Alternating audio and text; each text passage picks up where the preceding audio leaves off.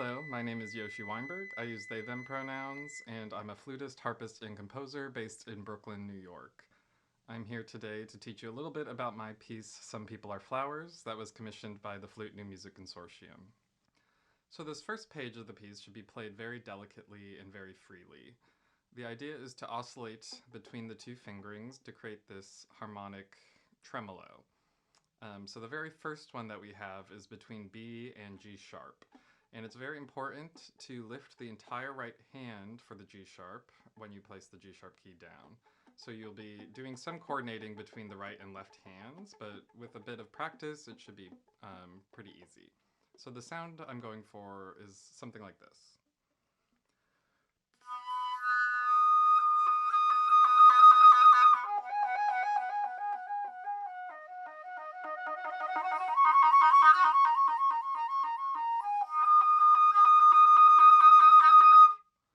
The next section, in measure 18, I ask the flutist to blow into the flute, covering the entire embouchure hole and emphasizing the key clicks.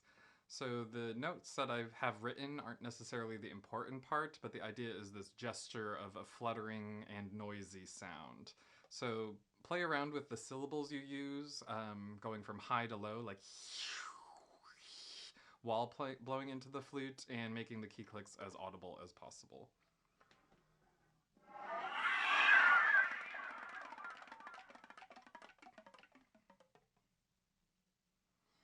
Something I like to do is slowly cover the embouchure hole with the tongue while your mouth is covering it to create a lower key click sound near the end. I don't mind if you add a few more repetitions of the motive to kind of elongate it a bit. The amount of clicks I have written down is a bit arbitrary, so whatever feels comfortable and musical to you is fine. The next section that I would like to talk about is measure 21 with this multiphonic, which is one of my favorite moments of the entire piece. And it should sound sort of glitchy, so it's very important that you alternate the two trill keys while holding the A flat fingering, and that one of the trill keys is on at a time. So it does take a little bit of coordination going between the two, but you should definitely make sure that at least one trill key is open at a time. So it sounds something like this.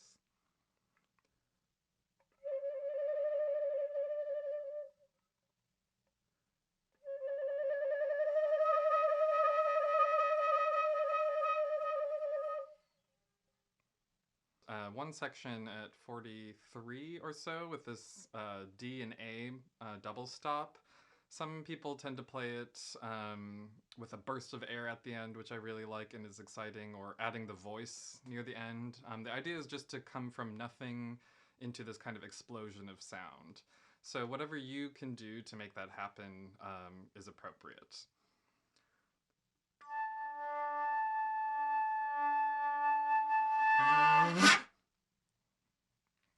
So the rest of the piece is pretty self-explanatory again.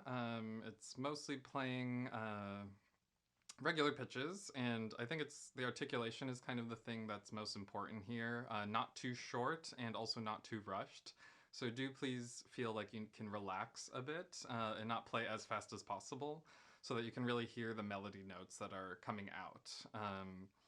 And then the last thing I wanted to talk about is the poem itself. Some people feel like they would want to speak the poem throughout the piece during the performance.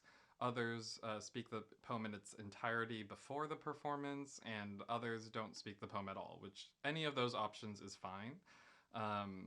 The speaking of the poem shouldn't be super dramatic, but mostly, again, a delicate and kind of soft delivery. The poem's very personal and means different things for different performers and different people, so I like to encourage people to express the poem however they feel fit. So thank you for listening, and I hope you enjoy learning this piece. I enjoyed writing it, and thank you to the Flute New Music Consortium for commissioning me, and I hope you enjoy the rest of your day. Thank you.